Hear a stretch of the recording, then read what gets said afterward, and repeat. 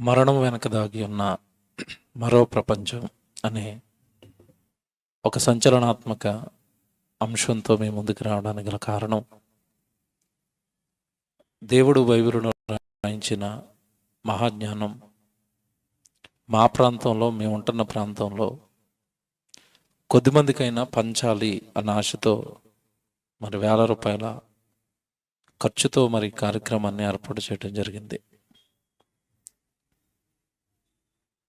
దేవుడు రాయించిన బైబిలు 66 పుస్తకాలు, మహాజ్ఞాన గ్రంథం మానవుడి చేతుల్లో దేవుడు పెట్టింది.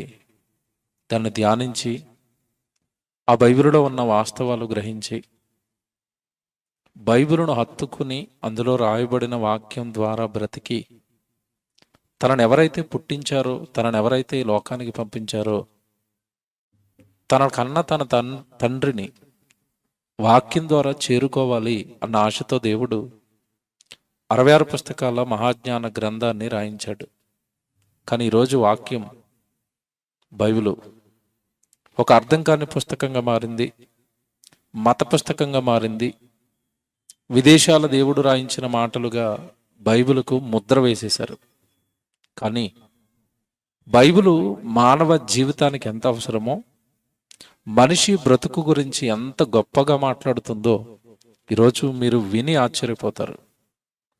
దేవుని పిల్లలారా, బైబిలు మతము అనుకున్నారు చాలామంది. కాదు, మనిషి యొక్క బ్రతుకు పుస్తకం అని ఈరోజు మీ మధ్యలో అది నిరూపించబడుతుంది. కారణం, మతం లేదు బైబిల్లో, మనిషి బ్రతుకుంది. మనిషిని ఎవరు పుట్టించారో బైబిల్లో ఉంది. మనిషి ఎప్పుడు పుట్టాడో బైబిల్లో ఉంది. ఈ మనుషులందరూ ఎందుకు విస్తరిస్తున్నారో బైబిల్లో ఉంది. మానవుడు 60-70 ఏళ్ళు మాత్రమే భూమి మీద ఎందుకు బ్రతుకుతున్నాడో బైబిల్లో ఉంది. మానవుడికి మరణం ఎందుకు వచ్చిందో బైబిల్లో ఉంది. ఈరోజు మనం ఆలోచిస్తున్న సంగతి, మరణం తర్వాత మానవుడు ఏమవుతున్నాడో బైబిల్లో ఉంది. ఇన్ని మాటలున్న పుస్తకం మన బ్రతుకంతా అందులోనే ఉంటే మత పుస్తకం అవుతుందా, మన బ్రతుకు పుస్తకం అవుతుందా? బైబిల్ మీరు ఆలోచించండి. మన జన్మకు సంబంధించినవి, మన బ్రతుకుకు సంబంధించినవి, మన మరణానికి సంబంధించినవి అన్ని సంగతులు మనకు అర్థమయ్యేటట్టుగా చెప్పే పుస్తకము మత పుస్తకమా, మనిషి బ్రతుకు పుస్తకమా? మీరు ఆలోచించండి. దేవుని పిల్లలారా, ఈరోజండి మీరు జాగ్రత్తగా వినాలి.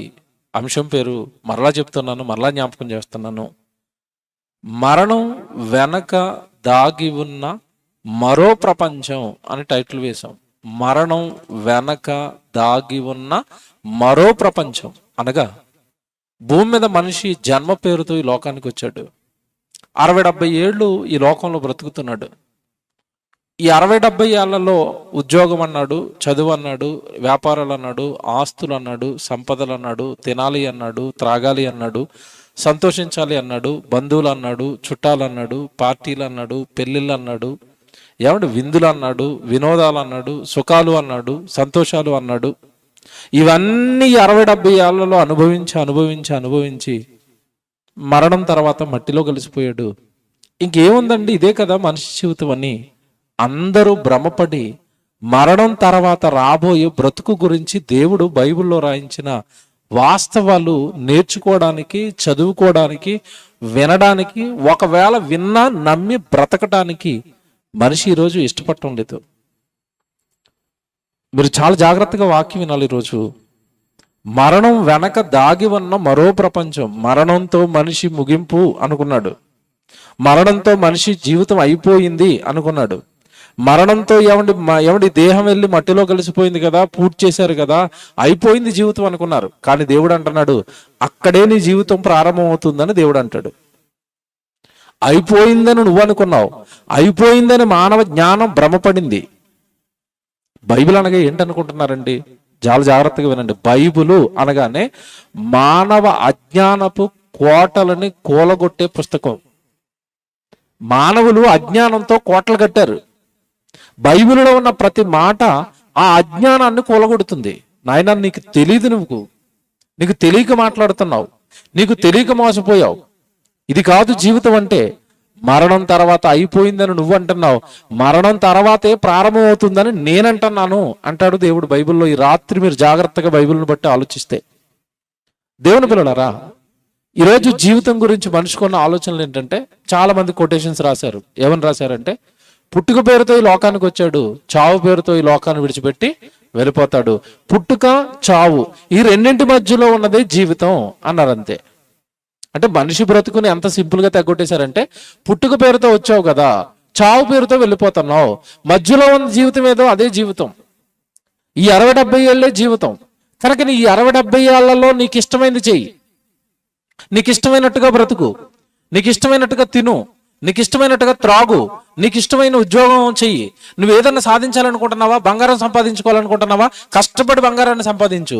ఇల్లులు కొనాలనుకుంటున్నావా, పొలాలు కొనాలనుకుంటున్నావా, టైం లేదు, 60-70 ఏళ్లే, నువ్వు ఏది చేయాలనుకుంటున్నావో త్వరగా చేసేయి, చచ్చిపోతే ఇంకేమీ లేదు అని ఒక మాయలో ఈరోజు మనిషి భూమి మీద బ్రతికేస్తున్నాడండి. మీరు ఈరోజు వింటారు, ఆశ్చర్యపోతారు బైబిల్లో ఉన్న మాటలు. ఎవడు దేవుడు మన జీవితం గురించి ఇంత లోతైన మాటలు రాశాడా బైబిల్లో? మానవ జీవితం పట్ల దేవుడు ఇంత లోతైన వివరణ ఇచ్చాడా బైబిల్లో? అవునండి. దేవుని పిల్లలారా, మీకు మాట చెప్తాను.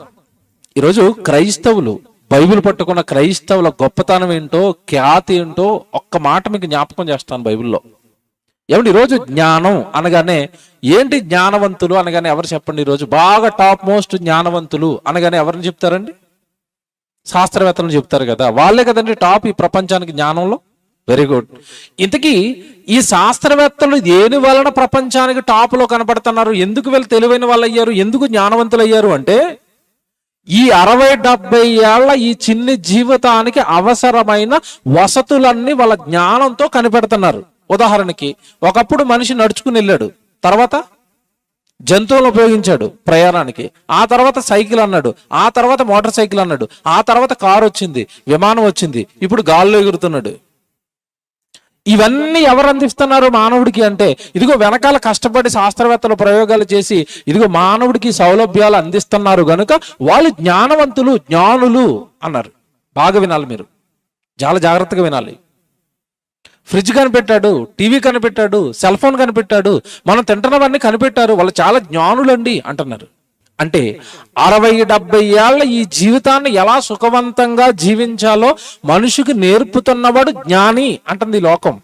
ఇప్పుడు నేను మాట్లాడతాను, 60-70 ఏళ్ల ఈ చిన్న జీవితం గురించి మాట్లాడేవాడు జ్ఞానైతే, 60-70 ఏళ్ల ఈ చిన్న జీవితంలో ఎలా బ్రతకాలో బ్రతుకును ఏమంటే ఉద్దేశించి బ్రతుకుకు సంబంధించిన వసతులు కల్పించేవాడు జ్ఞానైతే, మరణం తర్వాత సంగతులు చెప్పేవాడు ఇంకెంత జ్ఞాని.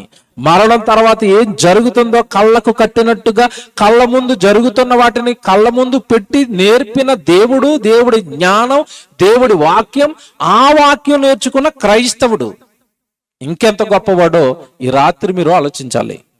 ఒక మాట బైబిల్లో చూపిస్తానండి. దేవుడు ఏమంటున్నాడు తెలుసా? నాయనా, ఈ లోకానికి జ్ఞానం లేదు, ఈ లోకానికి మానవ బ్రతుకు మీద సరైన అవగాహన లేదు.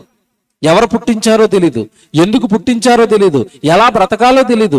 బ్రతుకు ముగిసిపోయిన తర్వాత 60-70 ఏళ్ళు ముగిసిపోయిన తర్వాత వాళ్ళ జీవితం ఏమవుతుందో వాళ్ళకి తెలియదు కనుక నువ్వు వెళ్ళి చెప్పు బైబిల్ నేర్చుకుని, ఆ సంగతులన్నీ నేను బైబిల్లో రాస్తాను అని క్రైస్తవులకి దేవుడి మాట చెప్పండి.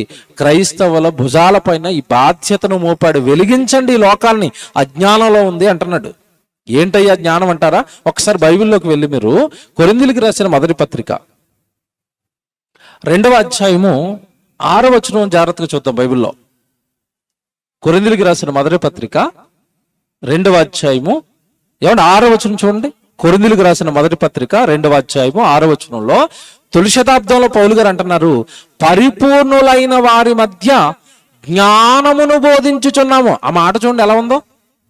పరిపూర్ణులైన వారి మధ్య జ్ఞానమును బోధించుచున్నాము. లోకం ఏమనుకుంటుందంటే మేము పరిపూర్ణులమైపోయాం, మేము కార్లు కనిపెట్టాం, మేము బంగ్లాలు కనిపెట్టాం, మేము ఇల్లులు కట్టుకుంటున్నాం, మేము ఏరోప్లేన్స్ కనిపెట్టాం, ఏమంటే హెలికాప్టర్స్ కనిపెట్టాం, స్పీడ్ ట్రైన్లు కనిపెట్టేసాం, అంతరిక్షంలోకి వెళ్ళిపోతున్నాం, ఏమంటే సముద్రంలోకి వెళ్ళిపోతాం, భూమి లోపలికి వెళ్ళిపోతాం, అసలు సొరంగాలు వేసేసాం, అసలు టెక్నాలజీ పరుగులు పెడుతుంది, కంప్యూటర్ కాలంలోకి మేము వచ్చేసాం, మేము జ్ఞానవంతులము, మేము పరిపూర్ణులము, మాకు అన్ని తెలుసు అంటేనట వాళ్ళ మధ్యలోనట క్రైస్తవుడు పరిపూర్ణులైన వారి మధ్య జ్ఞానాన్ని బోధించాలట.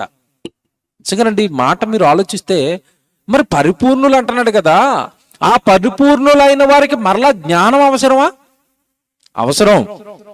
దేనిలో వాళ్ళు పరిపూర్ణులయ్యారు అంటే, ఇదిగో ఈ 60-70 ఏళ్ల ఈ జీవితానికి ఏవి అవసరమో వాటిని ఆలోచించటంలో, సంపాదించుకోవటంలో, కూర్చుకోవటంలో జ్ఞానాన్ని సంపాదించారు. కానీ వాళ్ళకి అసలు జ్ఞానం తెలియదు నాయన. మరణం తర్వాత ఏం జరుగుతుందో తెలియదు నాయన. ఈ జీవితం ఎవరిచ్చారో తెలియదు నాయన.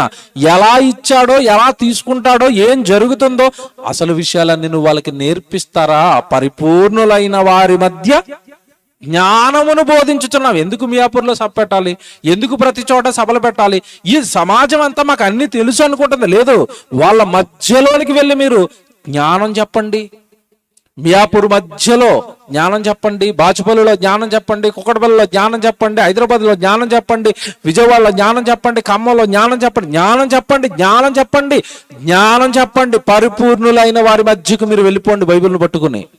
ఎందుకంటే వాళ్ళకి ఎక్కడి వరకు తెలిసి ఏం తెలిసిన అంటే 60-70 ఏళ్ల ఈ జీవితం ముగిసిపోయేంత వరకు ఈ మానవ దేహానికి, జీవితానికి ఏం కావాలో తెలిసి అంతే వాళ్ళకి.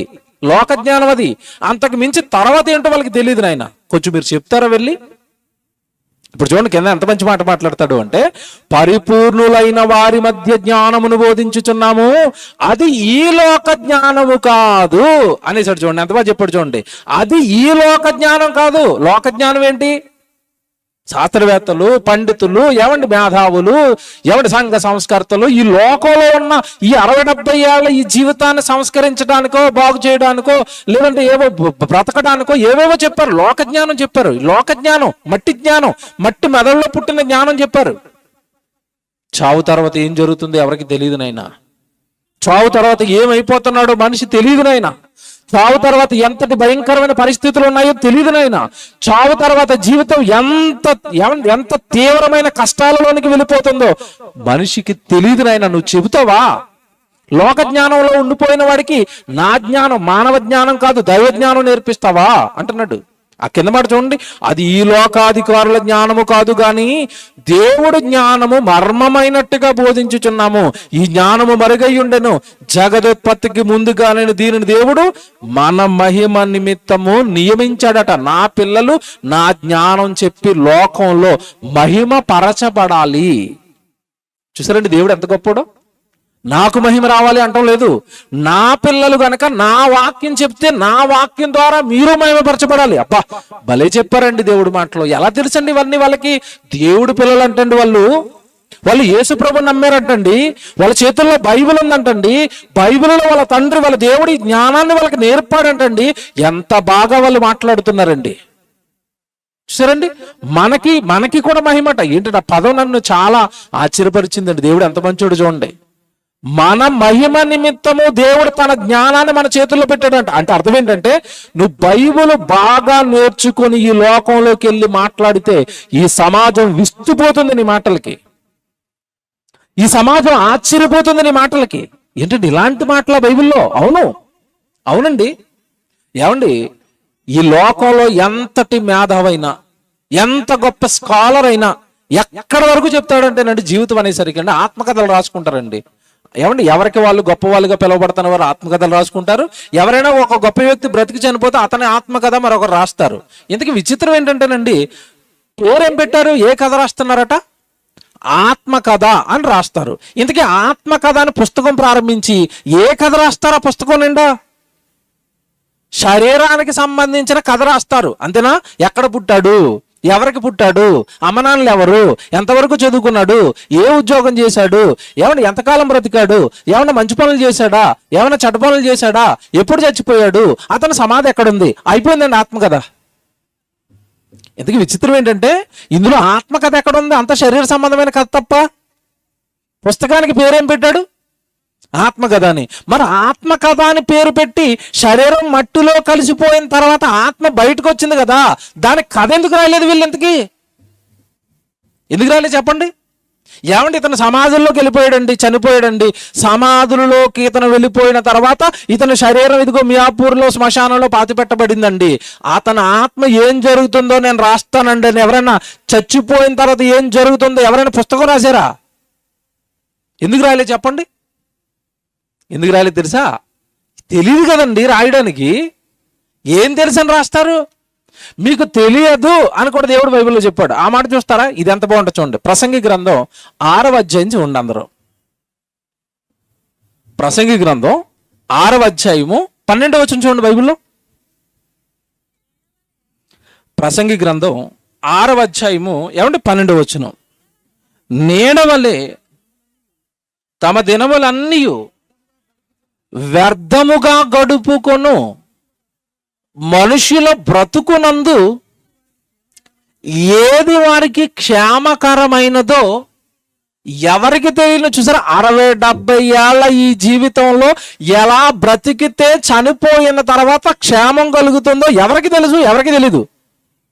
నేను భూమి మీద బ్రతికుండగా 60-70 ఏళ్ళ నా జీవితంలో నేను ఏం చేస్తే మరణం తర్వాత క్షేమంగా ఉంటాను అన్న సంగతి తెలియదట.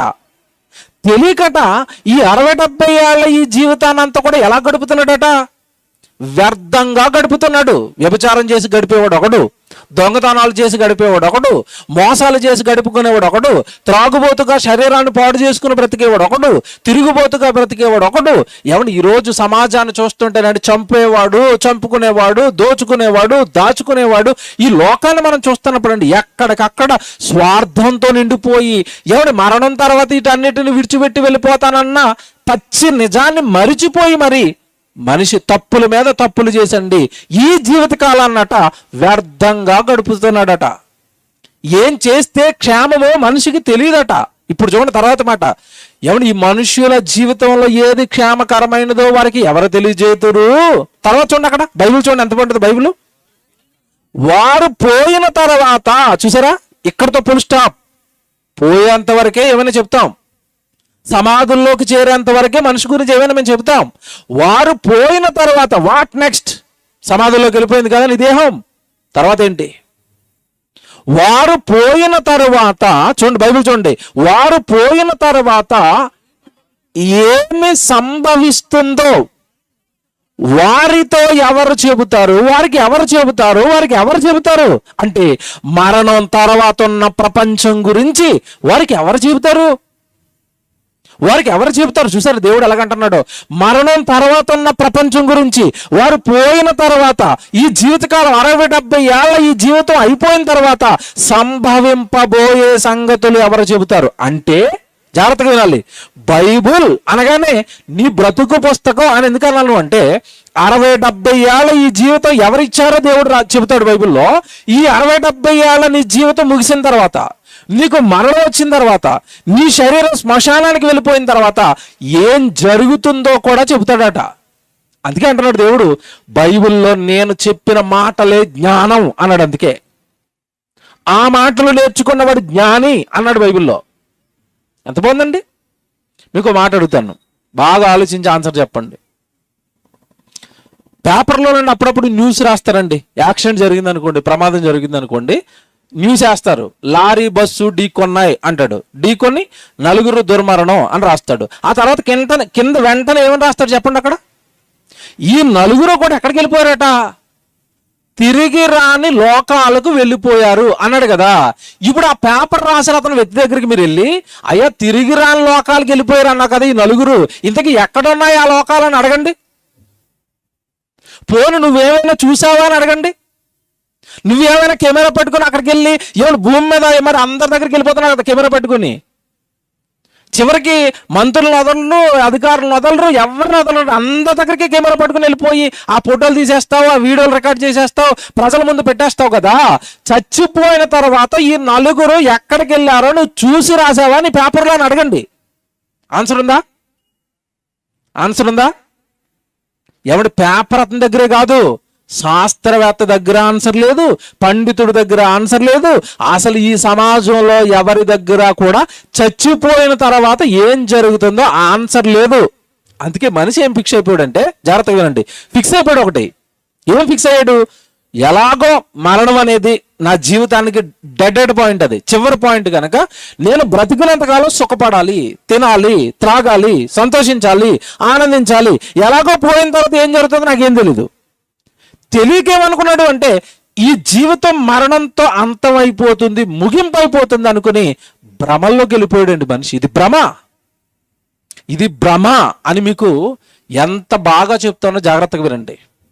దేవుని పిల్లలారా, మరణం తర్వాత మరో ప్రపంచం ఉందా? మరణం తర్వాత మరో ప్రపంచం గురించి, ఆ ప్రపంచంలో సంభవింపబోయే సంగతుల గురించి ఎవరు చెబుతారు అన్నాడు కదా. మీకు జస్ట్ ఎగ్జాంపుల్గా మన కళ్ళ ముందు కనబడుతున్నవే కాదు, కనబడనివి కూడా ఉంటాయి అని చెప్పడానికి ఒక వీడియో చూపిస్తాను ఇప్పుడు మీకు. జాగ్రత్తగా వినండి, వీడియో రెడీ చేయండి. మన కళ్ళ ముందండి ఇగో కారు కనపడుతుంది, ఇదిగో లేదంటే ఒక షెడ్ కనపడుతుంది, ఒక మొక్క కనపడుతుంది, ఒక కెమెరా కనపడుతుంది. ఏమంటే ఇవన్నీ మన కళ్ళకు కనపడుతున్నాయండి. కొన్ని వస్తువులు మన కళ్ళకు కనపడుతున్నాయి. మీరు విషయం ఏంటంటే మన కళ్ళకి కనబడని ప్రపంచం ఒకటి ఉంది మన కళ్ళ ముందే. జాగ్రత్తగా వినండి, మన కళ్ళ ముందే మన కళ్ళకు కనపడని మరో ప్రపంచం ఉంది. ఏంటంటే ఆ ప్రపంచం అంటారా? మీకు ఒక ఉదాహరణ చెప్తాను. మన మధ్యకాలంలో కరోనా వచ్చిందండి. First wave, second wave, third wave కదా. కరోనా అంటే ఏంటి చెప్పండి? కరోనా బొమ్మ చూసారా? ఆ సూక్ష్మజీవి బొమ్మ చూసారా? బొమ్మ ఏమండి అది ఎలా ఉంది? అది రౌండ్గా ఉండి దానికి ఏమున్నాయి? తలలుగా ఉన్నాయి కదా. ఇప్పుడు అదేంటది? ఒక జీవి. ఆ జీవి మన నోట్లోకో మన ముక్కులో నుంచో లోపలికి వెళ్ళిపోయిన ఆ జీవి మన ఊపిరితిత్తులను డిస్టర్బెన్స్ చేసింది. ఊపిరి ఆగిపోయింది. చాలా మంది కరోనా బారిన పడి ఏమైపోయారు? చచ్చిపోయారు. ఇంతకేనండి ఆ కరోనా జీవి మీ కళ్ళకు కనబడిందా? ఒకవేళ కనబడితే మీరు లోపల రానిస్తారా దాన్ని? కళ్ళకు కనబడిందా? కనపడలేదు కదండి. కనబడదు కనుకే ఏ రూట్లో వెళ్ళిపోతుందని మాస్క్ వేసాం మనం. మాస్క్ వేసినా వెళ్ళిపోయింది అది. అవునా? అంటే నీ కళ్ళ ముందే నీకు కనపడనివి చాలా ఉన్నాయి, మరో ప్రపంచం ఉంది. ఇంతకీ దాన్ని ఎలా చూసారండి మరి? అంటే దాన్ని బొమ్మేశారు కదా, దాని కొమ్ములు ఉన్నాయని, రౌండ్గా ఉందని దాన్ని బొమ్మేశారు కదా. దాన్ని ఎలా చూసారు చెప్పండి? మన కన్ను చూడలేని ప్రపంచాన్ని ఇంకో కన్ను చూస్తుంది. తెలుసా మీకు? మన కన్ను చూడలేని ప్రపంచాన్ని మరో కన్ను చూస్తుంది. మైక్రోస్కోప్ కెమెరా అని ఒక కెమెరా ఉంటుందండి. దానిలో పెట్టి మీరు ఏ చిన్న దాన్నైనా సరే లోపలికి వెళ్ళి చూసారంటే మన కళ్ళ ముందు మనకు కనబడకుండా ఎంత ప్రపంచం ఉందా అని ఆశ్చర్యపోతారు మీరు. వీడియో రెడీయా? వీడియో చూడండి. మీరు చూడండి, వాడు ఎంత స్పష్టంగా మన కళ్ళకు కనబడని ప్రపంచాన్ని చూపిస్తున్నాడు చూడండి. ఆ మైక్రోస్కోప్లో చూశాడు వాడు. కంటికి కనపడలేదు ఈ ప్రపంచం. కనబడని ప్రపంచం ఒకటి ఉంది, మన కళ్ళ ముందే ఉంది, అది మనకు కనపడదు. పెరుగు తింటారా? పెరుగు తింటాను అని వాళ్ళు చేయలేపండి. రైట్. పెరుగును కనుక ఇప్పుడు మైక్రోస్కోప్ కెమెరాతో మీకు పెరుగుని చూపించారు అనుకోండి, వాళ్ళు జీవితంలో పెరుగు తినరు మళ్ళీ మీరు. ఎందుకు తెలుసా? పెరుగు అంటే ఏంటనుకుంటున్నారు? బ్యాక్టీరియా, క్రిములు కదులుతూ పెరుగు అంతా క్రిములే. పెరుగు అంటే ఏంటనుకుంటున్నారు? పురుగులు. అది పాలు కుళ్ళిపోయి పురుగులు అయ్యాయి, అదే పెరుగు.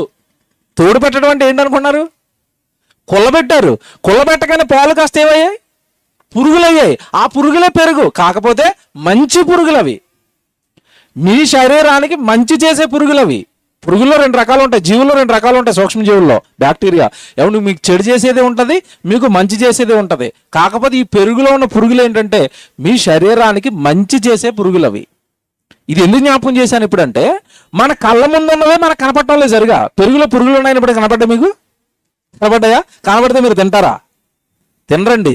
విచిత్రం ఏంటనుకున్నారు? షుగర్ని చూపించారనుకోండి ఒకసారి, అందులో పంచదార జీవితంలో ముట్టుకోరు మీరు. మళ్ళీ పంచదార పలుకండి, మనకు చూడగానే ఏదో అలా కనపడుతుంది, కానీ ఆ కెమెరాలో చూడగానే ఇంత కనపడుతుందండి ఆ పలుకు. ఇంత పలుకున్న పంచదార చుట్టూ తెలియని ఒక చిన్న జీవులు తిరుగుతూ ఉంటాయి. అవి క్రిములే, తీపికి.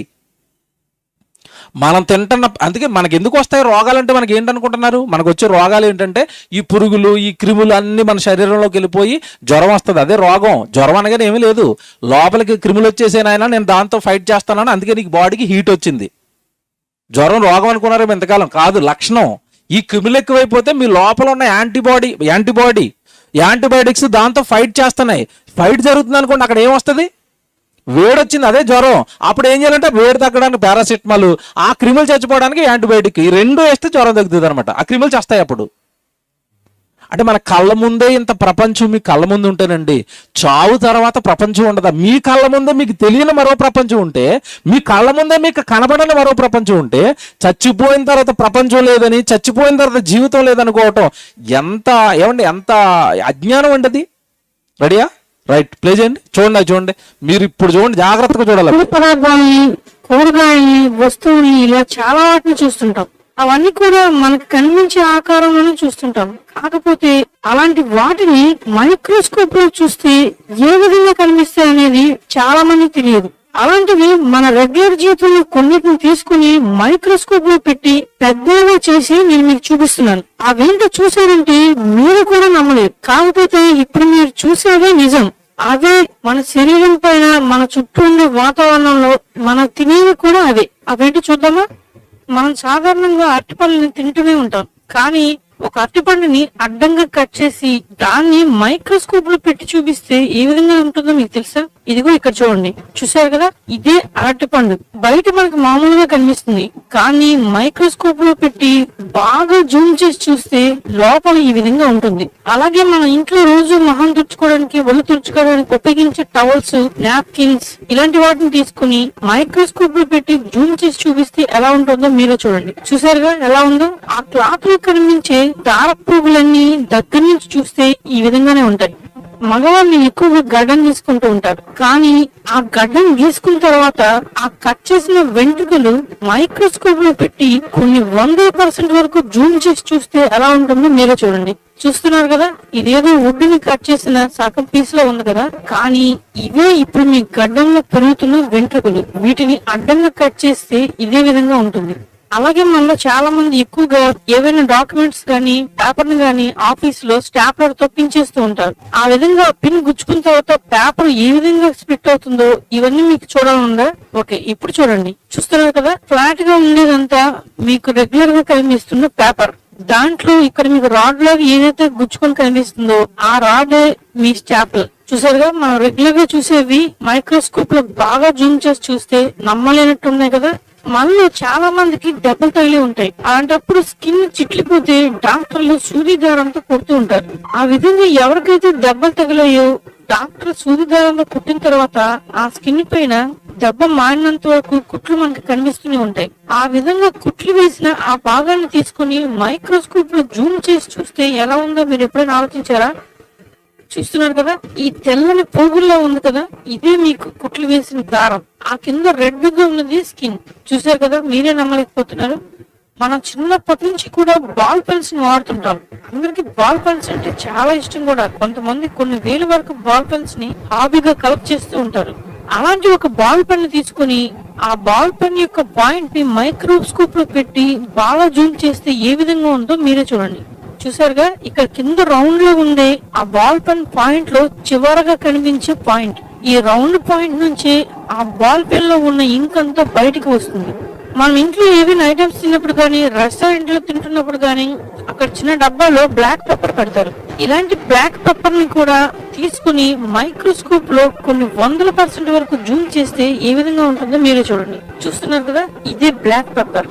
మనకి ఎప్పుడైనా హెల్త్ బాగోకపోతే చాలా మందికి డాక్టర్లు బ్లడ్ ని తీసి టెస్ట్ చేస్తుంటారు. అలాగే మనకి ఏవైనా ఇన్సిడెంట్స్ జరిగినప్పుడు కోసుకుపోయి బ్లడ్ వస్తుంది. ఆ బ్లడ్ ని మనం చూస్తే లిక్విడ్ రూప్ లో ఉంటుంది, కానీ ఆ బ్లడ్ ని తీసుకుని మైక్రోస్కోప్ లో పెట్టి కొన్ని 100% వరకు జూమ్ చేస్తే ఆ బ్లడ్ సెల్స్ ఎలా ఉంటాయో మీరే చూడండి. చూస్తున్నారు కదా, టాబ్లెట్ లా ఉంటుంది కదా, ఇవే మన శరీరంలో ఉన్న బ్లడ్. ఇలాంటివి కొన్ని వేలు లక్షల వరకు గ్యాదర్ అయితేనే ఒక చుక్క బ్లడ్ తయారవుతుంది. అంటే ఒక చుక్క బ్లడ్ లో మీరు ఇప్పుడు చూస్తున్నా కనిపిస్తుంది, కానీ ఈ స్ట్రింగ్ ని కట్ చేసి మైక్రోస్కోప్ లో పెట్టి జూమ్ చేసి చూస్తే ఏ విధంగా ఉంటుందో మీరే చూడండి. హలో, ఏమండి, ఎలా ఉన్నాయి మీకు అవి? ఎప్పుడైనా చూసారు అవి? అట్టుపండు ఎలా కనపడింది చెప్పండి, అందులో పెట్టి చూస్తే. పిన్ను కొడితే పిన్ను ఎలా కనపడుతుంది చూడండి అందులో. మన బ్లడ్ ఎలా కనపడింది చూడండి అందులో. ఏమంటే ఇది మీ కళ్ళ ముందు ఉన్న మరో ప్రపంచం కదా. ఇది ఏమన్నా మీకు తెలుసా? మీకు జస్ట్ శాంపిల్స్ అని కొన్ని చూపించాం. అబ్బబ్బా, వాడు పెట్టాడండి, ప్రతి దాన్ని మైక్రోస్కోప్లో పెట్టి చూస్తేనండి మరోలా కనపడుతుంది. మనం చూస్తున్నట్టుగా కాదు. అంటే మన కళ్ళ ముందే మనకి తెలియని మరో ప్రపంచం ఉందా? ఉంది. మీ చర్మం పైన మీ చెయ్యి ఉన్నది కదా, మీ చెయ్యి పైన కనుక ఒక్కసారి మైక్రోస్కోప్ పెట్టి ఇలాగ ఒక్కసారి మీ చెయ్యిని చూసుకున్నారంటే జీవితంలో మీ చేతితో అన్నం తినరు. మళ్ళీ అన్న ఉంటాయి చేతి మీద క్రిములు. అందుకే సబ్బుతో కడుక్కోండి, సోపుతో కడుక్కోండి అన్నది అందుకే అది చచ్చిపోవడానికే. అంటే ఇంత ప్రపంచం మన కళ్ళ ముందు, మన కళ్ళకు కనబడని సూక్ష్మ ప్రపంచం ఒకటి మీ కళ్ళ ముందు ఉంది. Very good. ఇది ఇప్పుడు మీకు అర్థమైంది. ఈ ప్రపంచం మన కళ్ళ ముందు ఉన్నప్పుడు, ఇది మనకు తెలియనప్పుడు, మరో ప్రపంచం ఉంది మరణం తర్వాత అని దేవుడు చెప్తున్నప్పుడు దాన్ని నువ్వు నమ్మకపోతే ఎలాగ? నీ కళ్ళ ముందే నీకు కనపడింది ఒకటి ఉన్నప్పుడు, చచ్చిపోయిన తర్వాత కూడా ఒక ప్రపంచం ఉంది, చచ్చిపోయిన తర్వాత కూడా ఒక జీవితం ఉంది, చనిపోయిన తర్వాత కొన్ని సంభవిస్తున్నాయి అని నరుడికి అని దేవుడు బైబిల్లో చెప్పిన తర్వాత ఎవడు దాన్ని నమ్మకపోతే ఎలాగా? ప్రసంగి గ్రంథం 10వ అధ్యాయము 14వ వచనం వాక్యపట్నం చదివారు కదా, ఎంత బాగుంటుంది చూడండి మాట. ప్రసంగి గ్రంథం 10వ అధ్యాయము 14వ వచనం, కలుగబోవునది ఏదో మనుషులు ఎరుగక ఉండినను బుద్ధిహీనులు విస్తారంగా మాట్లాడతారు. ఇప్పుడు కరెక్ట్గా నేను మెసేజ్లోకి వచ్చాను, పాయింట్లోకి వచ్చాను. మానవ అజ్ఞానపు కోటల్ని కూలగొడతాను, జాగ్రత్తగా వినండి. కలగబోవునది ఏదో, మరణం తర్వాత ఏం కలుగుతుందో నరులకు తెలుసు అన్నాడా? తెలీదు అన్నాడు అక్కడ. ఎరుగక ఉండినను అంటే తెలుసా తెలీదా? తెలీదు. ఇప్పుడు తెలియని దాని గురించి మనిషి ఎలా మాట్లాడతాడట? బుద్ధిహీనుడై విస్తారంగా మాట్లాడుతున్నాడట. జాగ్రత్తగా వినాలి. ఇక్కడేనండి ప్రపంచం మోసపోయింది. ఈ వచనం అర్థమైతేనండి ప్రపంచం మొత్తానికి తెలివి వస్తుంది, బుద్ధి వస్తుంది, జ్ఞానం వస్తుంది. కలగబోవునది ఏదో, నరుడు చనిపోయిన తర్వాత ఏం కలుగుతుందో మనుషులకు తెలియకపోయినా మనుషులు ఎలా మాట్లాడుతున్నారట? అన్నీ తెలిసిన వాడిలాగా విస్తారంగా మాట్లాడుతున్నాడట. ఇందాక పేపరోడు మాట్లాడాడు కదా, ఏమని? ఈ నలుగురు ఎక్కడికి వెళ్ళారయ్యా అంటే ఏమని రాశాడు?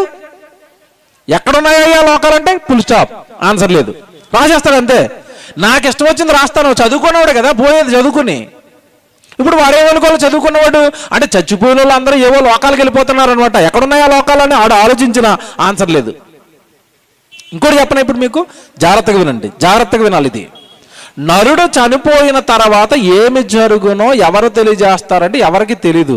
తెలియని దాని గురించి మనుషులు విస్తారంగా మాట్లాడారు. ఏం మాట్లాడారు? ఏమని? చనిపోయిన వ్యక్తి ఏమయ్యాడు అని మనం అడిగామనుకోండి లోకాన్ని, ఏం మాట్లాడారు చెప్పండి? మీకు తెలిసినవి చెప్పండి. ఇప్పుడు మీకు తెలిసినవి చెప్పండి. ఏముందండి? మట్టి మట్టిలో కలిసిపోయిందండి అన్నాడు. అంతేనా? మట్టిలో కలిసిపోయిందట. శరీరం మట్టిలో కలిసిపోయిందండి, అంతమైపోయిందండి, ఇక జీవితం క్లోజ్ అయిపోయిందండి అన్నాడు. ఇంకేం చెప్పారు చెప్పండి? చచ్చిపోయిన తర్వాత ఏమయ్యాడు మనిషి అంటే ఇంకేం చెప్పారు? మరణం తర్వాత ఏం జరిగిందంటే ఇంకేం చెప్పారు? మరికొంతమంది ఏమన్నారంటే శరీరంలో నుంచి అంట ఆత్మలాగా బయటకు వచ్చిందట. ఆత్మలా బయటకు వచ్చి అలా గాల్లో కలిసిపోయిందట. అంతేనా? ఇదోటి చెప్పారు. ఆత్మ బయటకు వచ్చింది, బయటకు వచ్చిన ఆత్మ ఎందులో కలిసిపోయింది?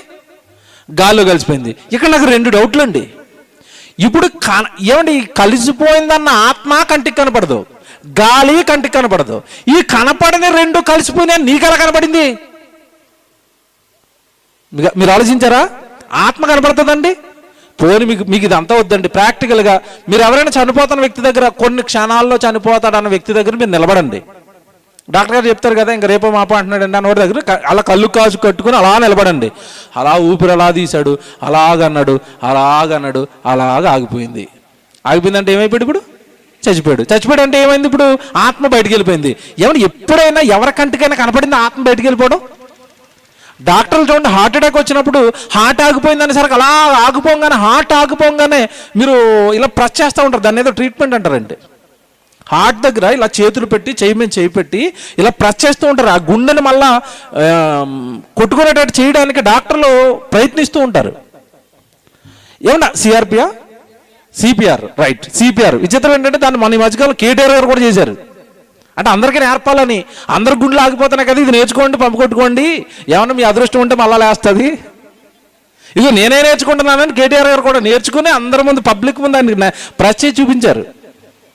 ఇప్పుడు ఒక విషయం అండి, ఇక్కడ కళ్ళ ముందు మీకు గుండె ఆగిపోయిన వ్యక్తి అంటే ఆత్మ బయటకు వచ్చిందండి. ఆత్మ బయటికి రావడం ఏ డాక్టర్కైనా కనపడిందా? కనపడదు.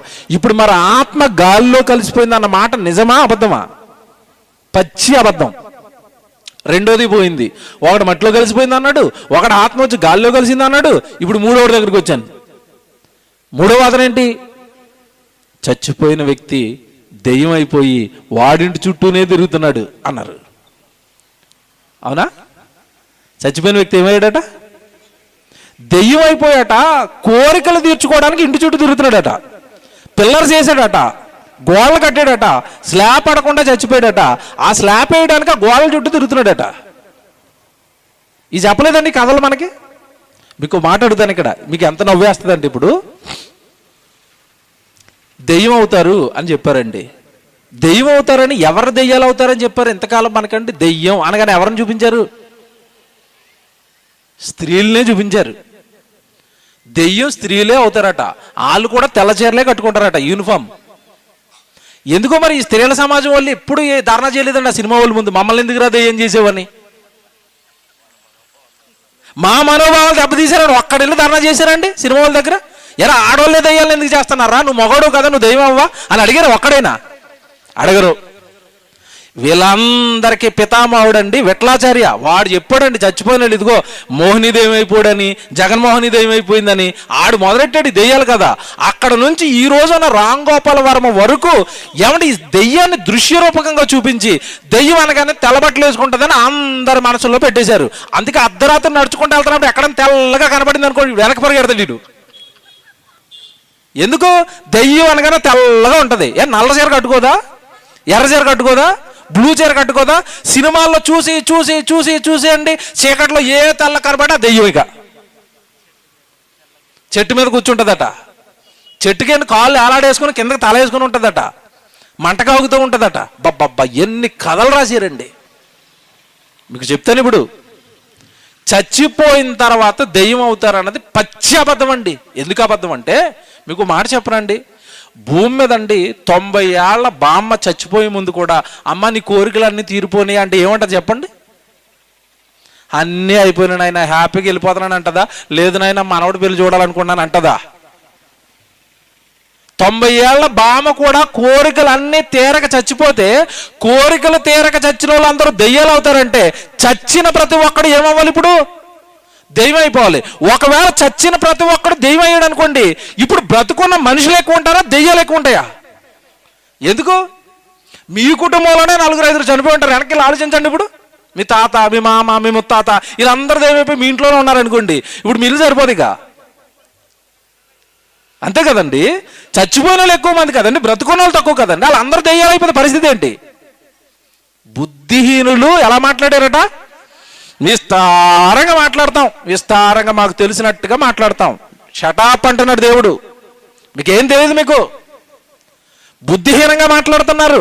ఆత్మ గురించి మాట్లాడడానికి మీకు ఏం తెలుసని మాట్లాడుతున్నారు? ఆత్మ గురించి మీ దగ్గర ఏముంది సబ్జెక్ట్ మాట్లాడడానికి? మట్టిలో కలిపారు దేహాన్ని, అయిపోయింది శ్మశానంతో అనుకోండి. ఆత్మ సంగతులు మీకు తెలీదు, నేను చెప్పాలి. ఇంకా చెప్పనండి, బిబ్లికల్గా చెప్తానండి. ఇప్పుడు వరకు నేను మామూలుగా చెప్పాను, బిబ్లికల్గా చెప్తాను. శరీర కార్యములు స్పష్టమై ఉన్నవి అని ఉన్నది బైబిల్లో. గలతీ 5:19. మీకు తెలియదు కాదు. ఏంటంటే శరీర కార్యాలు చెప్పాడు కదండి అక్కడ లిస్టు. కాముకత్వము, జారత్వము, ఏమంటే అల్లరితో కూడిన ఆటపాటలు, శరీర కార్యాలు, మత్సరము, అల్లరి, ఏమంటే చాలా చెప్పాడు కదండి. పగలు, కక్షలు, విభేదాలు, ఇవన్నీ కూడా దేనికి ఉంటాయట? శరీర కార్యాలు అన్నాడు. అవి అంటే శరీరానికి ఉంటాయి. జాగ్రత్తగా వినండి. శరీరానికి పగ ఉంటుంది, శరీరానికి కోరిక ఉంటుంది, శరీరానికి మత్సరం ఉంటుంది. ఇప్పుడు ఆ శరీరం చచ్చిపోయిన తర్వాత ఎక్కడుంది? మట్టిలో ఉంది. జాగ్రత్తగా వినండి. శరీరం మట్టిలో ఉన్నప్పుడు శరీరానికి ఏమంటే ఇల్లు కట్టుకోవాలని కోరిక తీరనప్పుడు శరీర కోరికలు తీర్చడానికి ఆత్మ ఎందుకు వస్తుంది? బైబిల్ తెలిసినోడు ఎవడు దీన్ని నమ్మడండి. ఎందుకు నమ్మడో తెలుసా? దేవుడు అన్నాడు శరీరం వేరు, ఆత్మ వేరు. శరీరం ఏమో పాపపు కార్యాలు చేస్తుంది, ఆత్మ ఏం కోరుకుంటుందట? ప్రేమ, సంతోషం, సమాధానం, దీర్ఘశాంతం, పరలోకం, వాక్యం, దేవుడి పని, ఇది ఆత్మ కోరుకుంటుంది. శరీరం ఏం కోరుకుంటుంది? పెళ్ళిళ్ళు కావాలి, విందులు కావాలి, వినోదాలు కావాలి, తిండి కావాలి, త్రాగుడు కావాలి, సుఖించాలి, ఆనందించాలని ఈ శరీరం ఈ లోక సంబంధమైన కోరుకుంటుంది. లోక సంబంధమైనవి కోరుకునే శరీరమే మట్టిలో పడుకున్నప్పుడు దాని కోరికలు తీర్చడానికి ఆత్మ ఎందుకు వస్తుంది? మీకు ఇంకా ఇక్కడ సూపర్ సీక్రెట్ చెప్పనా? ఈ రెండింటికి ఒకదానికి ఒకటి పడదు. పడుతుందా? పడదు. ఒకదానికొకటి అవి వ్యతిరేకమై ఉన్నవి అని గలతీ 5:16 కింద చదువుకుంటారు కదా మీరు. ఎవడి గలతీ పత్రిక 5వ అధ్యాయంలో మాట ఉందా? ఇవి ఒకదానికొకటి ఎలా ఉన్నాయట? వ్యతిరేకం అన్నడా? ఆ మాట చూద్దాం, చూడండి, ముగిస్తాను. త్వరగా చాలా సంగతులు చెప్పాలి, త్వరగా చదవాలి. గలతీలకు రాసిన పత్రిక 5వ అధ్యాయము 16వ వచనం చూడండి. నేను చెప్పున్నదేమనగా ఆత్మానుసారముగా నడుచుకునుడి, అప్పుడు మీరు శరీర ఇష్టాలను నెరవేర్చరు. శరీరం ఆత్మకును, ఆత్మ శరీరమునకును ఒకదానికొకటి విరోధం. ఆత్మకు శరీరానికి విరోధం అన్నప్పుడు శరీరం 60-70 ఏళ్ల తర్వాత శ్మశానంలో పడుకుంటే దాని కోరికలు తీర్చడానికి ఆత్మ ఎందుకు వస్తుంది? ఇది పెద్ద కట్టు కదండి. దేవుని పిల్లలు, ఇవన్నీ మీకు ఎందుకు చెప్తున్నాను తెలుసండి? ఎందుకు చెప్తున్నాను తెలుసు? ఇవన్నీ మరణం తర్వాత ఉన్న ప్రపంచం ఏంటో తెలియకుండా సైతాను కట్టిన కోటలు ఇవన్నీ, అబద్ధాలు ఇవన్నీ. దీనే మనం నమ్ముతున్నాం, ఇదే నిజం అనుకుంటున్నాం. అందుకే మనం ఏమనుకున్నామంటే ఎవరో దైవం చూపిస్తే అవునేమో దైవం అయిందేమో, మట్లో కలిసిపోయాడో ఒకటి చెప్తే అవును మట్లో కలిసిపోయాడేమో, శ్మశానంలో ఉండిపోయాడని చెప్తే శ్మశానంలో ఉండిపోయాడేమో. మరికొంతమంది అంటున్నారు శ్మశానంలో వాడిని ఎక్కడైతే పాతి పెట్టారో అక్కడే కూర్చుని కేకలేస్తున్నాడట. ఏమంటే శ్మశానంలో వచ్చి కేకలు పెడతాయి మీకు తెలుసా? మా వాళ్ళకి వీడియో పంపలేదు, వాళ్ళు పంపిస్తేనే ఆలస్యం చేస్తారు. వీడియో చూపించేవాడిని. శ్మశానంలో కేకలు వస్తాయి కదండి. ఏం కేకలు వినపడతాయి చెప్పండి? శ్మశానంలో ఏం కేకలు వినపడతాయి? ఏవో మనుషులు ఎవడు ఏడుస్తున్నట్టుగా, బాధపడిపోతున్నట్టుగా. ఒక మనుషులు లోపలేసి కోడలతో కొడితే ఎలాగ ఏడుస్తాడో అలాగ ఏదో ఏడుపులు అని వినపడతాయి. ఆ దారం పెళ్ళి కూడా ఏమనుకుంటాడు? వీడు దయ్యం అయిపోయి మళ్ళీ వచ్చి ఏడుతున్నాడు రా అనుకున్నారు కదా. విచిత్రం ఏంటంటే రండి, అదొక జంతువు తెలుసా మీకు? ఆ శ్మశానంలో పాతి పెట్టిన శవాలను తినడానికి భూమి లోపల ఒక జంతువు ఉంటుంది. ఆ జంతువు యొక్క అరుపు మనిషి అరుపులాగా ఉంటుంది, అంతే తప్పండి. అది ఏమి అక్కడ మనుషులు అరుతున్నారని కాదు, శ్మశానంలో. ఎవడు ఇవన్నీ కూడా నేను ఎందుకు మీకు జ్ఞాపకం చేస్తానంటే చచ్చిపోయిన తర్వాత ఏం జరుగుతుంది ఎవరికి క్లారిటీ లేదండి. క్లారిటీ లేదు, ఎవరికి విషయం మీద క్లారిటీ లేదు. కనుక ఎవరికి నచ్చింది వాడు చెప్పాడు. ఇప్పుడు చెప్తాను అసలు సంగతి. మరణం తర్వాత సంగతులు నాయన నేనే మీకు చెప్పాలి. మరణం తర్వాత చాలా కథ ఉంది, మరణం తర్వాత చాలా జరుగుతున్నాయి, మరణం తర్వాత చాలా పెద్ద జీవితం ఉంది. దేవుడు బైబిల్లో ఎంత గొప్పగా రాయించాడో ఒక మాట మీకు జ్ఞాపకం చేస్తాను. మీ అందరికీ తెలిసిందే, లూకాసు వార్తలో యేసుక్రీస్తుల వారిని సిలువేస్తున్నారు. జాగ్రత్తగా వినండి. యేసు ప్రభుని సిలువేసేటప్పుడు యేసు ప్రభు లెఫ్ట్లో ఒక దొంగ, రైట్లో ఒక దొంగ ఉన్నాడు. మీకు తెలుసు కదా, ఎడం పక్క ఒక దొంగ, కుడి పక్క ఒక దొంగ. ఏమంటే వీళ్ళిద్దరు దొంగలు ఏం మాట్లాడుకుంటున్నారో మీకు తెలియదు కదా. అందులో ఒక దొంగ ఏమన్నాడు, ఇంకో దొంగ ఏమన్నాడు, ఏమంటే ఇదంతా మీరు చదివి ఉంటారు అని నేను అనుకుంటున్నాను. ఇద్దరు దొంగలు వేశారు. ఎవడు మొదటి దొంగ ఏంటంటే వాడు మొత్తం మీద యేసు ప్రభు వల్ల రక్షణ పొందాలనుకున్నాడు. బాబా మమ్మల్ని తప్పించేయి, మా ప్రాణాలను కాపాడని ఒక దొంగ అంటుంటే, మరో దొంగ అంటున్నాడండి, ప్రభా నువ్వు బ్రతుకున్నంతకాలం నీ ప్రసంగాలు విన్నాను. నీ ప్రసంగాల్లో నాకు అర్థమైంది ఏంటంటే చచ్చిపోయిన తర్వాత జీవితం ఉందని నాకు అర్థమైపోయింది. ఎందుకంటే యేసుక్రీస్తుల వారు బ్రతుకుండగా చేసిన ప్రసంగాలలో ఎక్కువగా ఆయన మాట్లాడింది మరణం గురించేనండి. మీరు మత్తయి సువార్త, మార్కు సువార్త, లూకా సువార్త, యోహాను సువార్త, ఈ 4 సువార్తలు యేసుప్రభు మాటలు ఉంటాయి కదా. యేసుప్రభు మాటల్లో జన్మ గురించి ఎక్కువగా ఉంటుందా, చావు గురించి ఎక్కువగా ఉంటుందా? బాగా చదివితే అర్థమవుతుంది నేను చెప్పే పాయింట్. యేసుప్రభు తెల్లారితే దేవుని గురించి మాట్లాడాడు. నన్ను చంపేస్తారు, నన్ను చంపేస్తారు, నన్ను చంపేస్తారు, నన్ను సిలువకేస్తారు, నన్ను సమాధి చేస్తారు, 3వ దినాన్ని నేను తిరిగి మరలా లేస్తాను. పుట్టినరోజు గురించి ఒక్కడని మాట్లాడాడండి? ఎక్కడైనా ఉంటుందేమో చూడండి. యేసు ప్రభు తన పుట్టినరోజు గురించి కానీ తన జన్మ గురించి కానీ ఏమైనా మాట్లాడా? ఏముండదు బైబిల్లో. మరణం మరణం మరణం. కారణం ఏంటంటే అసలు జీవితం ప్రారంభమయ్యేది మరణం తర్వాతే. యేసుప్రభు అంటున్న మాట ఒకసారి చెప్తాను. ఈ ప్రసంగాలు వినే సిలువలో దొంగ ఏమంటున్నాడో తర్వాత చెప్తాను. యోహాను సువార్త 12వ అధ్యాయానికి రండి.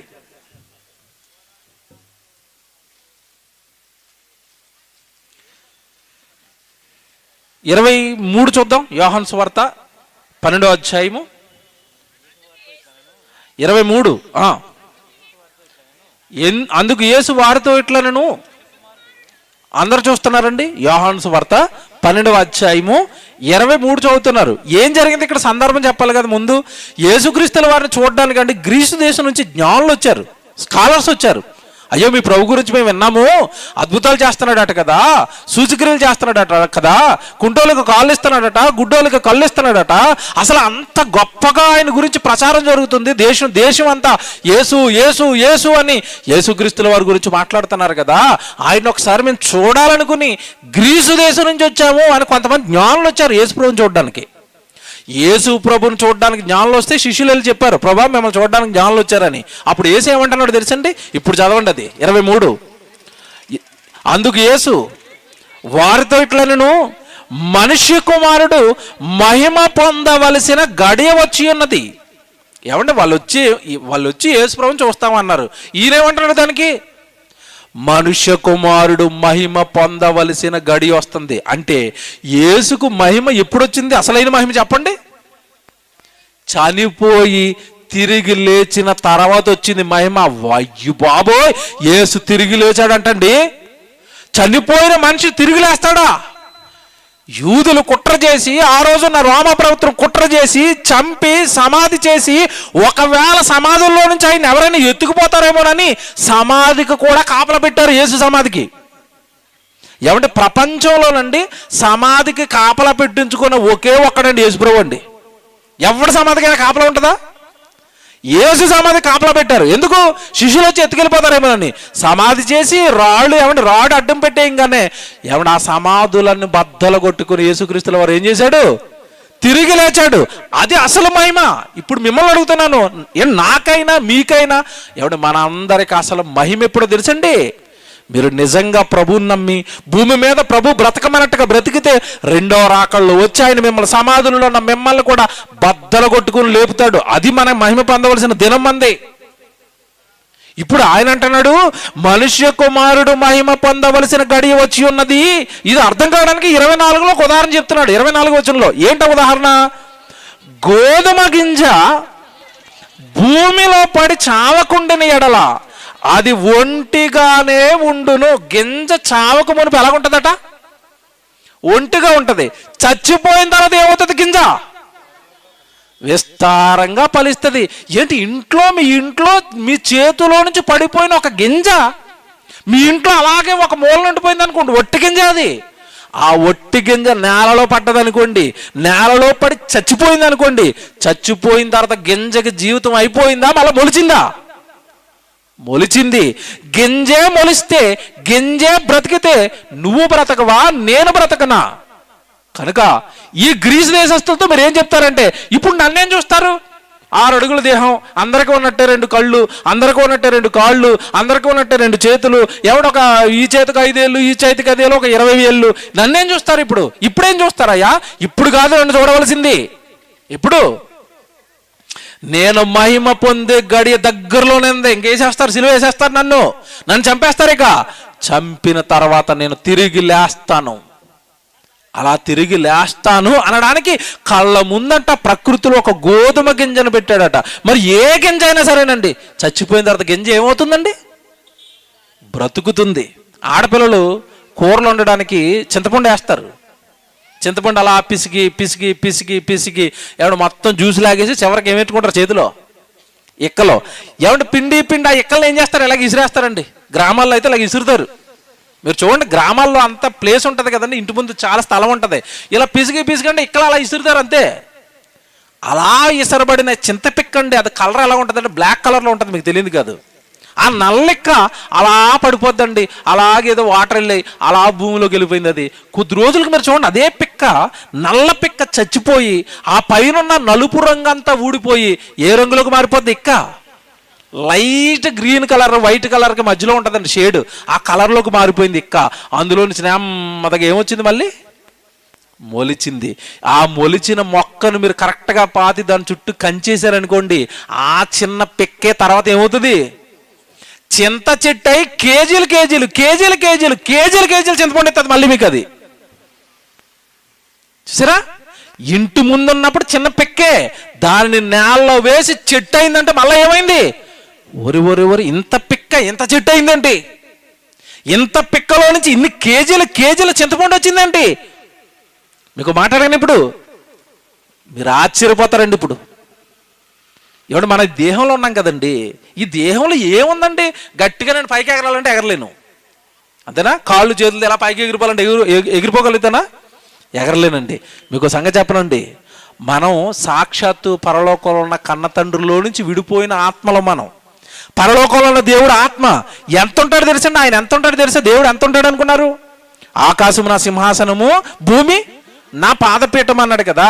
ఇప్పుడు దేవుడు ఎంత ఉంటాడంటే ఆకాశం ఆయన కుర్చీ అయితే, ఒక కాలు ఎట్టుకుంటే ఈ భూమి నిండిపోయిందంటే పైకి ఎంత ఉంటాడు చూడండి. ఆయన రూపం ఎంత ఉంది? నన్ను ఆకాశ మహాకాశములు సైతము నన్ను పట్టజాలవు అన్నాడు.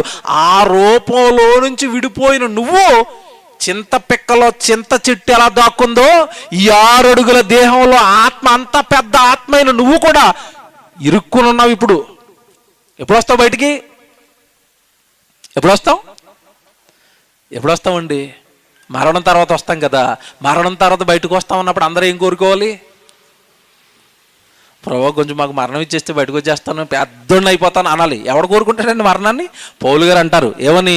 నా మట్టుకైతే బ్రతుకుట క్రీస్తే, చావైతే ఈ మట్టి దేహాన్ని, ఈ బీపీ దేహాన్ని, ఈ షుగర్ దేహాన్ని, ఈ థైరాయిడ్ దేహాన్ని, అంతే కదండి, రోగాల పుట్ట ఈరోజు దేహం, ఈ భయంకరమైన దేహాన్ని విడిచిపెట్టి ఆత్మనైన నేను బయటకు వస్తాను ప్రభా, ఈ లోకాన్ని దాటేస్తాను ప్రభా, మహాలోకానికి వెళ్ళిపోతాను ప్రభా, ఆత్మను బయటకు వస్తాను, నాకు అది లాభం, నేను మరో లోకానికి వెళ్ళిపోతాను. అక్కడ భయంకరమైన ఏమండి ఈ రోజు భూమి మీద ఉన్నట్టుగా ఏమండి ఈ భయంకరమైన కష్టాలు, రోగాలు, బాధలు, ఇరుకులు, ఇబ్బందులు ఇవేవి లేని పరదైసుకు నేను వెళ్ళిపోతాను. అది నాకు లాభం కనుక నాకేం కావాలి? మరణంతో నాకేమన్నాడు? లాభం. అక్కడ యేసు ప్రభువు ఏమంటున్నాడు? ఇప్పుడేం చూస్తారు గ్రీసు దేశపు జ్ఞానులు? మరణం తర్వాత ఉంది అసలు ప్రపంచం, మరణం తర్వాత ఉంది అసలు జీవితం. గోధుమ గింజ చూడండి, భూమిలో పడింది, మొలకెత్తింది, పెద్ద చెట్టు అయింది, బస్తాల గోధుమలు ఎలాగైతే ఇచ్చిందో నేను కూడా మహిమ పొందుతాను మరణం తర్వాత. ఇక మరణం తర్వాత నేను తిరిగి లేచిన తర్వాత, మహిమా శరీరాన్ని ధరించుకున్న తర్వాత అసలు నన్ను ఈ ప్రకృతి బంధించలేదు. బంధించిందా? యేసు తిరిగి లేచిన తర్వాత ఎన్ని చేశాడో మీకు తెలియదు కదండి, బైబిల్ చదువుకుంటే అర్థమైపోద్ది. ఏమంటే శిష్యులు అందరూ ఒక గదిలో కూర్చొని, గదులు గట్టిగా ఏమంటే తలుపులు గడియలు పెట్టుకుని ప్రార్థన చేసుకుంటున్నారు. సడన్గా వాళ్ళ మధ్యలో నిలబడ్డాడు. వీళ్ళు ఆశ్చర్యపోయారు. వేసిన గడియలు వేసినట్టే ఉన్నా ప్రభా, ఎలాగొచ్చావంటే అంతే అలాగ వచ్చేస్తాను, ఇప్పుడు నాకు ఉన్నది ఏ దేహం? మట్టి దేహం కాదయ్యా, ఇప్పుడు నా ఒంటి మీద ఉన్నది ఏ దేహం? మహిమా శరీరం. అది మీకు వస్తుందా? నాకు వస్తుందా? అందరికీ వస్తుందండి. కానీ అది మీకు కావాలి అంటే భూమి మీద దేవుడిని నమ్మి, దేవుడు బ్రతకమన్నట్టుగా నీతిగా, న్యాయంగా, యథార్థంగా, పవిత్రంగా, పరిశుద్ధంగా ప్రభు కోసం మీ జీవితాలను ఇచ్చి దేవుడి పనిలో మీ బ్రతుకు ముగిస్తే, దేవుడి పనిలో మీ శరీరం ముగిస్తే అప్పుడు వస్తుంది ఆ మహిమా శరీరం. ఇదంతానండి యేసుక్రీస్తుల వారి ప్రసంగాలన్నీ ఇవే. బ్రతుకున్నంత కాలం ఈ ప్రసంగాలు విన్నాడండి దొంగ. విన్నాడు. ఇప్పుడు యేసు ప్రభు పక్కన సిలువ ఎంచుకుంటున్న దొంగ ఏమంటున్నాడు చూడండి ఒక్కసారి. లూకాసు వార్త 24వ అధ్యాయానికి రండి. లూకాసు వార్త 23వ అధ్యాయానికి అండి. లూకాసు వార్త 23వ అధ్యాయం అండి. 23వ అధ్యాయము 40వ వచనం చదువుదాం. అయితే రెండవ వాడు వానిని గద్దించి, అంటే మొదటి దొంగని గద్దించాడు. ఇంకేంట్రా నువ్వు చచ్చిపోయే ముందు కూడా ఈ లోకాశాలు చావలేదా నీకు? మొదటోడు ఏమంటున్నాడు పైన చూడండి. వ్రేలాడబడిన నేరస్తుల్లో ఒకడు ఆయనను దూషించుచు, నీవు క్రీస్తువు కదా, నిన్ను నువ్వు రక్షించుకొనుము, మమ్మను కూడా రక్షించుము, నువ్వు క్రీస్తుని అన్నావు కదా, భూమి మీద ఉండగా చాలా ప్రసంగాలు చేసావు కదా, మమ్మల్ని సిలువలోంచి దింపేయచ్చు కదా అంటున్నాడు మొదటోడు. వాడికి ఏం అర్థం అవ్వలేదు. ఇప్పుడు చూడండి రెండో వాడు ఏమంటున్నాడు 40లో. అయితే రెండవ వాడు వానిని గద్దించి, నీవు అదే శిక్షా విధిలో ఉన్నావు గనక దేవునికి భయపడవా? మనకైతే ఇది న్యాయమే, మనము చేసిన వాటికి తగిన ఫలము పొందుచున్నాము గాని ఈయన ఏ తప్పిదమును చేయలేదని చెప్పి రెండో దొంగడు ఎంత మంచోడు చూడండి. ఇప్పుడు చూడండి 42లో. ఆయనను చూచి యేసు, నీవు నీ రాజ్యములోనికి వచ్చినప్పుడు, పరలోక రాజ్యం ఉందన్నావు కదా, ఆ రాజ్యంలోనికి మరలా రెండవ రాకల్లో నువ్వు వస్తానన్నావు కదా, ఆ రెండవ రాకల్లోనికి నువ్వు వచ్చినప్పుడు నన్ను జ్ఞాపకము చేసుకొనుము, చనిపోయిన తర్వాత బ్రతుకు కోసం నన్ను జ్ఞాపకం చేసుకొనుము, చనిపోయిన తర్వాత నాకు బ్రతుకివ్వు. ఇప్పుడు యేసుప్రభు చూడండి ఎంత మంచి మాటలు మాట్లాడాడు 43లో. అందుకు ఆయన వానితో, నేడు నీవు నాతో కూడా పరదైసులో ఉంటావు. జాగ్రత్తగా వినాలి, ఇది దొంగతో ఏమంటున్నాడు? నేడు నీవు నాతో కూడా పరదైసు. ఇక్కడ ఒక మాట అడుగుతాను మిమ్మల్ని. ఇప్పుడు యేసుప్రభు దేహము శిలువ మీదే ఉంది, ఇటుపక్క దొంగ దేహము శిలువ మీదే ఉంది, ఇటు మారిపోయిన దొంగ దేహము కూడా శిలువ మీదే ఉంది. కానీ యేసు అంటున్నాడు, నేడు నీవు నాతో కూడా ఎక్కడికి వచ్చేస్తావు అంటే దేహాలను విడిచిపెట్టిన తర్వాత మారిన వాళ్ళందరూ ఎక్కడికి వెళ్తున్నారు? ఇప్పుడు పరదేశికి వెళ్తున్నారా? మారిపోయి దేవుడి కోసం బ్రతికితే మనం కూడా ఎక్కడికి వెళ్తాం చెప్పండి? ఇప్పుడు పరదేశుకు. అంటే మరణం తర్వాత జీవితం ఉందా? ఉంది. మరణం తర్వాత జీవితం పెద్దదా? చాలా పెద్దదండి. మీకు మాట అడుగుతానండి, మనం భూమి మీద ఎంతకాలం ఉంటాం చెప్పండి? 60, 70, అధిక బలం ఉంటే 80. కోటీశ్వరుడు ఎంతకాలం ఉంటాడు? డబ్బులు లేనోడు ఎంతకాలం ఉంటాడు? చదువుకున్నోడు ఎంతకాలం ఉంటాడు? చదువు లేనోడు ఎంతకాలం ఉంటాడు? ఎవడైనా ఉండేది ఎంతకాలం చెప్పండి? 60, 70, 80. తర్వాత ఏంటి జీవితం? మీకు మాట్లాడుతాను, ఈ జీవితకాలం ఏదైతే ఉందో 60, 70 ఏళ్ళ జీవితం ఏదైతే ఉందోనండి, ఇది చాలా చిన్నదండి. చచ్చిపోయిన తర్వాత వచ్చే జీవితమే చాలా పెద్దది. ఇప్పుడు ఎక్క భూమిలో పడి చచ్చిపోయింది కదండి, ఎన్ని రోజులు చచ్చి ఉంది అది? గట్టిగా 5 రోజులు, 6 రోజులు, 10 రోజులు. 10 రోజుల తర్వాత ఏమైపోయింది? అది బయటకు వచ్చేసింది. ఏం చావది? జయించుకుని వచ్చేసాను అంటుంది మొక్క. నువ్వు నేను జయించుకుని మరలా పరదేశికి వెళ్ళాలి కదా. మీ తండ్రి, మీ దేవుడు మీకోసం ఎదురు చూస్తున్నాడు కదా. మీరు పాపాలు మానేమన్నాడు కదా, నేరాలు మానేమన్నాడు కదా. బాప్తిస్మాలు తీసుకోండి, గుడికి వెళ్ళండి, చక్కగా నన్ను ఆరాధించండి, వాక్యాలు వినండి, వాక్యాన్ని నేర్చుకోండి, వాక్యాన్ని ప్రకటించండి, వాక్యాన్ని ప్రకటిస్తున్న దైవజనులకు సహకారులుగా ఉండండి. మీరు దేవుడి పని చేయండి. ఈ దేవుడి పని చేస్తే మీకు మరణం గనక వస్తే, ఇదిగో సిలువలో దొంగకు మరణం వచ్చింది. యేసు అంటున్నాడు, నువ్వు మారిపోయావు గనక, నువ్వు నా రాజ్యంలో ఉండాలనుకుంటున్నావు గనక, చచ్చిపోయిన తర్వాత జీవితాన్ని కోరుకుంటున్నావు గనక, నేడు నీవు నాతో కూడా ఎక్కడికి వస్తావు? పరదేశికి. యేసు దొంగను పరదేశికి తీసుకెళ్ళిపోయాడండి. దొంగ శరీరం ఎక్కడుంది చెప్పండి? శరీరం ఎక్కడుంది? సిలువలోనే ఎలాడుతుంది. యేసు దేహం ఎక్కడుంది? సిలువలోనే ఉంది. కానీ వాళ్ళ ఆత్మలు ఎక్కడికి వెళ్ళిపోయాయి? పరదేశికి వెళ్ళిపోయాయి. ఆ పరదేశిలో ఉండే జీవితమే పెద్దదండి. హేబేలు మొదలుకొని నీతిమంతులైన వాళ్ళందరూ కూడా ఇప్పటికీ మరణించి అదే పరదేశంలోనికి వెళ్ళిపోయారు. ఎక్కడ హేబేలు, ఎక్కడ ఆదాము, ఎక్కడ అబ్రహాం గారు, ఎక్కడ ఇస్సాకు, ఎక్కడ యాకోబు, వీళ్ళందరూ చనిపోయారని మనం అనుకుంటున్నాం. యేసు అంటున్నాడు వాళ్ళ గురించి యోహాను సువార్త 8వ అధ్యాయంలో, వాళ్ళు చనిపోలేదు, వాళ్ళు సజీవులు, వాళ్ళు పునరుత్థానం ఉంది, చనిపోయిన తర్వాత జీవితం ఉంది. వాళ్ళు భక్తులు గనక సేఫ్గా ఉన్నారు వాళ్ళ పరదేశంలో. మీరు కూడా వాళ్ళలా బ్రతికితే వాళ్ళున్న లోకానికి వస్తారు. మరణం తర్వాత జీవితం ఉంది. మీకు తెలియదు కదా, ఇంకో సందర్భాన్ని జ్ఞాపకం చేస్తాను, ఖచ్చితంగా చెప్పాలి అది. ఎందుకంటే ఇప్పుడు మీకు 1 వే చూపించాను. ఏంటి 1 వే అంటే, చచ్చిపోయిన తర్వాత నీతిమంతులు చక్కగా పరదేశికి వెళ్తున్నారు, ఇది నేర్చుకున్నారు. ఒకవేళ మనం దేవుడి కొరకు బ్రతికి చనిపోకపోతే, పాపంలోనే కనుక చచ్చిపోతే, దేవుడి కోసం బ్రతకకుండా చచ్చిపోతే, మన పాపపు జీవితాన్ని విడిచిపెట్టకపోతే ఏం జరుగుతుందో కూడా చెప్పాలి. లూకాసు వార్తలో మీకు ధనవంతుడు, లాజరు కనపడతారు. మీరు చాలాసార్లు చదువుంటారు అది. ఈ ధనవంతుడు, లాజరు. ధనవంతుడు ఎలా ఉన్నాడట? తింటున్నాడట, త్రాగుతున్నాడట, సుఖించాడట, ధనం అంటున్నాడు, ఆస్తి అంటున్నాడు, సంపద అంటున్నాడు. అసలు వాడికి చచ్చిపోయిన తర్వాత జీవితం గురించి బెంగ లేకుండా బ్రతికేసాడండి.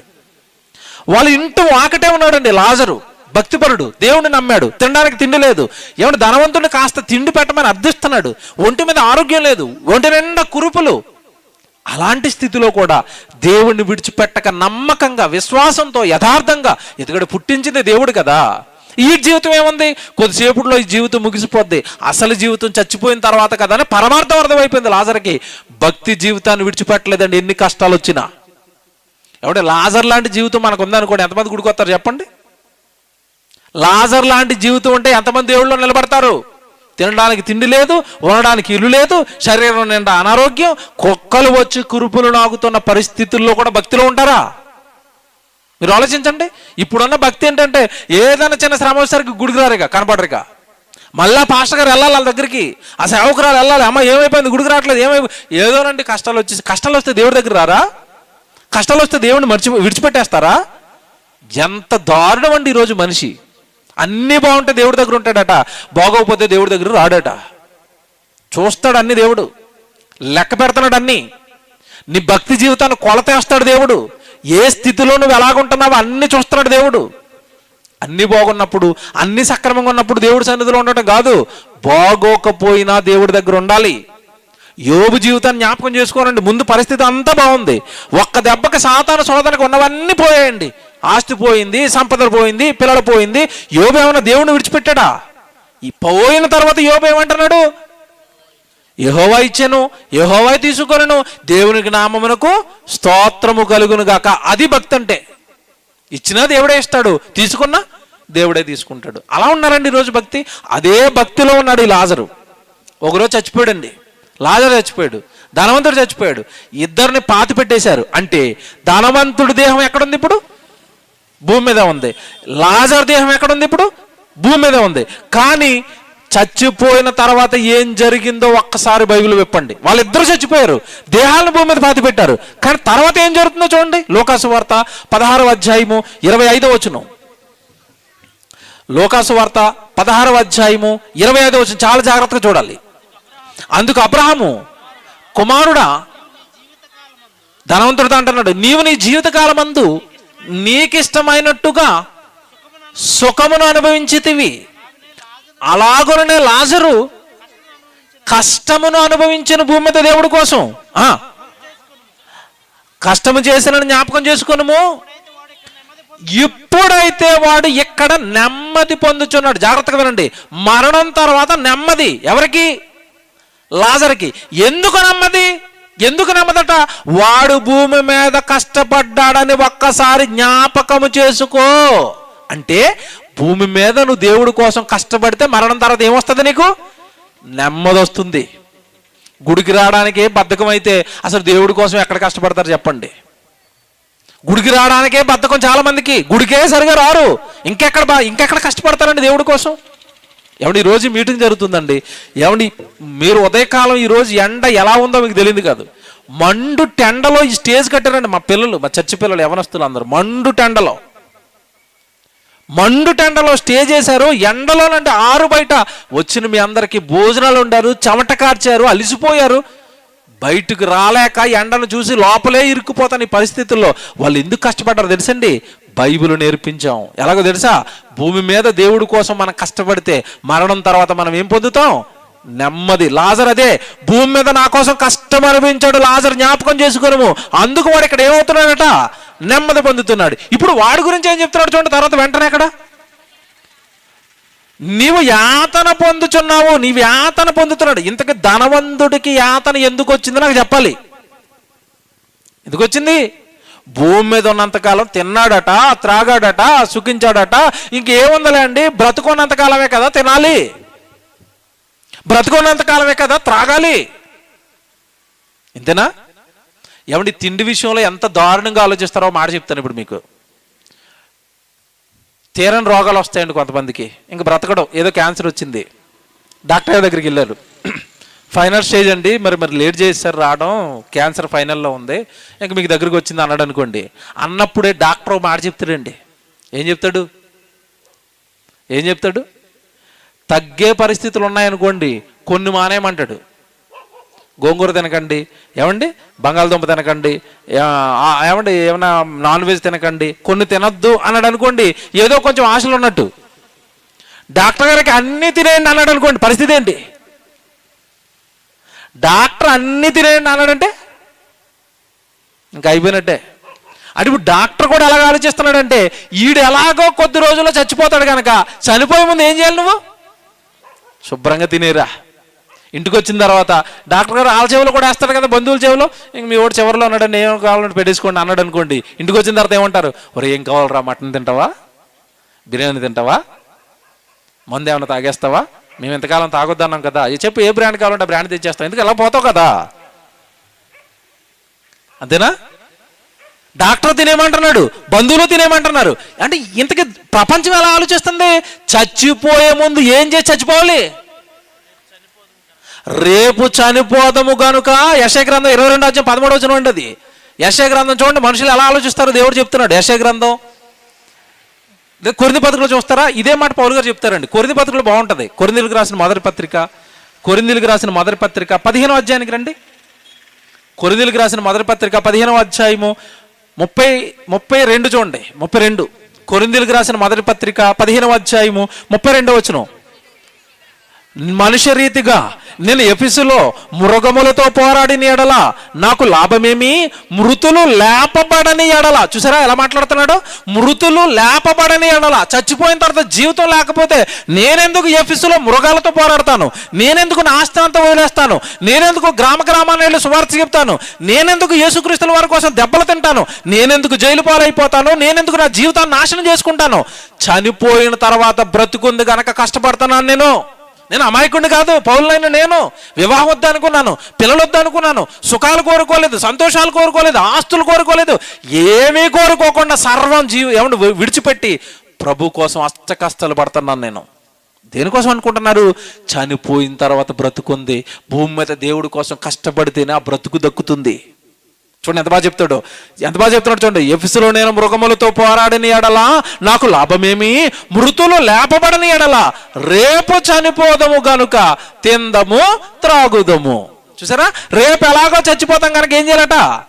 తిందాము త్రాగుదాము. డాక్టర్ గారు తినమంటున్నాడు, ఇందుకు వచ్చిన బంధువులు కూడా తినమంటున్నారు. ఇలా అందరినీ కలిపి దేవుడు ఏమంటారు తెలిసి ఇప్పుడు?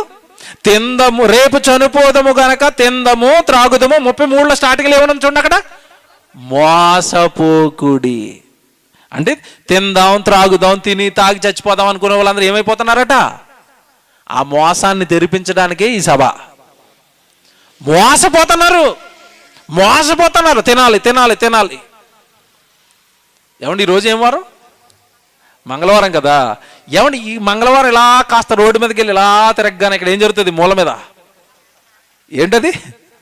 మార్కెట్, చేపలు, పీతలు, రొయ్యలు, టమాటాలు, అబ్బబ్బబ్బబ్బా, తిండి తిండి. చాలా మంది అండి మార్కెట్ ఉంటే సభకు కూడా రారట.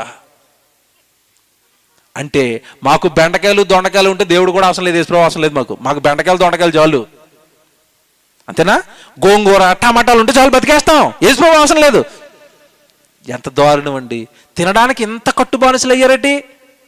తిందాం త్రాగుదాం ఇదే జీవితం అనుకున్న వాళ్ళందరూ ఏమైపోతున్నారట?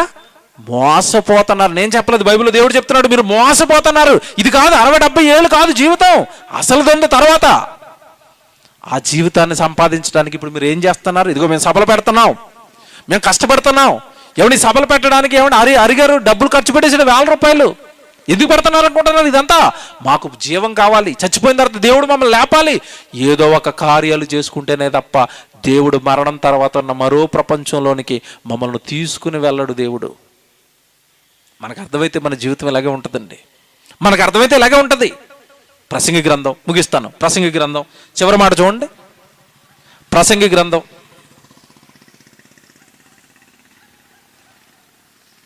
9వ అధ్యాయము 10వ వచనం చూడండి. ప్రసంగి గ్రంథం 9వ అధ్యాయము 10వ వచనం చదువుతున్నారు. చేయుటకు నీ చేతికి వచ్చిన ఏ పనైనా సరే, దేవుడి పనిని విడిచిపెట్టుకోకండి. ఎలా చెప్తున్నాడు చూడండి. ప్రసంగి గ్రంథం 9వ అధ్యాయం 10వ వచనం చదువుతున్నారు. చేయుటకు నీ చేతికి వచ్చిన ఏ పని అయినను నీ శక్తి లోపం లేకుండా చేయి. నీ శక్తి లోపం లేకుండా చేయి, దేవుడు పని చేయి, దేవుడు పని చేయి. చూడండి ఎంత బాగుందో. చేయుటకు నీ చేతికి వచ్చిన ఏ పని అయినా ఏ చిన్న పని అయినా విడిచిపెట్టకు.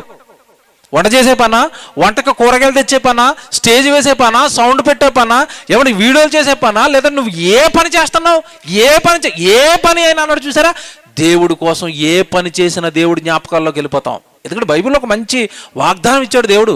ఏమన్నాడంటే, నా నిమిత్తము గిన్నెడు చన్నీళ్ళు ఇస్తే దాని ప్రతిఫలం మీరు పోగొట్టుకోరు. ఏమంటే ఈరోజు మేము ఇక్కడ సప్పెడుతున్నాం అంటే ఏమంటే దీనికి కారకులు మరి మీ ఈ ప్రాంతంలో ఉన్న అకుల ప్రిస్కిల్లా సేవకులు అండి.